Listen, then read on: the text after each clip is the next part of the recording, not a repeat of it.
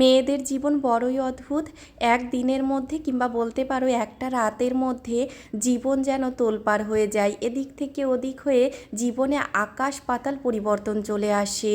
যে মেয়েটা 10টার সময় ঘুম থেকে উঠতো, একটা গ্লাস জল তুলে খেত না, সেটা যে সে বিকলাঙ্গ কিংবা প্রতিবন্ধী সেই জন্য নয়, মানে ওই আদরে আহ্লাদে এতটাই থাকতো যার জন্য মানে তাকে কোনো কিছুই করতে হতো না, সঙ্গে সঙ্গে দায়িত্ব তো দূরেই থাক। আর সেই মেয়েটাই যখন বিয়ের পরে সাংসারিক টানাপোড়েনে পড়ে, তখন যা ফেস করে সেই মুহূর্তটা সংসার করা প্রতিটা মেয়ে এত ভালো করে বোঝে যে তাদেরকে আলাদা করে ব্যাখ্যা করে আর বোঝাতে হবে না। যারা শ্বশুরবাড়িতে থাকে, শ্বশুরবাড়ির সকলে থাকে, তবুও হাতে ধরে দেওয়ার, দেখিয়ে দেওয়ার একটু লোক থাকে।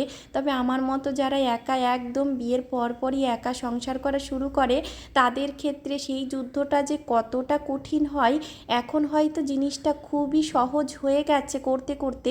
তবে প্রথম দিকে যে মুহূর্তটা আমি ফেস করেছি, সেটা হয়তো এখন বলে কোনো মতেই ব্যাখ্যা করা সম্ভব নয়।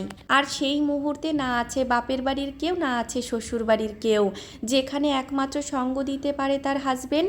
আর যদি সেই রকম এমার্জেন্সি ডিউটিতে ব্যস্ত থাকে, সেক্ষেত্রে যে সেই কাঠিন্যতা কতটা দূরে গিয়ে পৌঁছায়, আমার মতো যারা এটা ফেস করেছে তারা কিন্তু খুব ভালো করে উপলব্ধি করতে পারবে।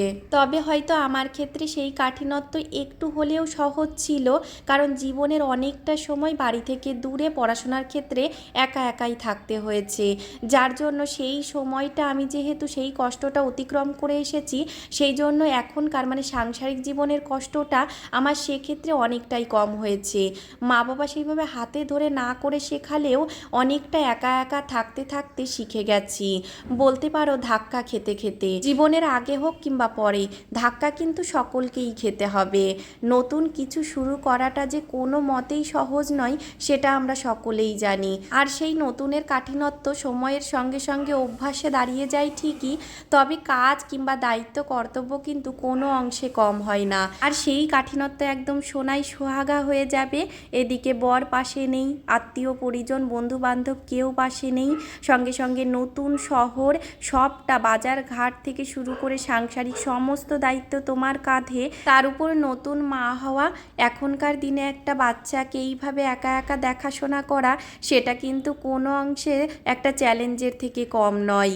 এদিকে নতুন শহর, নতুন মা হওয়া, নতুন বাচ্চা, সব কিছু নতুনের মাঝে আমি কিন্তু বেশ মজা পাই। বলে না ভালোবাসা থাকলে সবটা কিন্তু নিমেষে হয়ে যায়। এখন কিন্তু অনেকটাই ছোটস্থ হয়ে গেছে। প্রথম দিকেই নতুনের মাঝে নিজেকে খানিকটা চাপা পড়ে যেতে দেখেছিলাম, তবে সময়ের সঙ্গে সঙ্গে সবটা ঠিক হয়ে যায়, কথাই তো আছেই।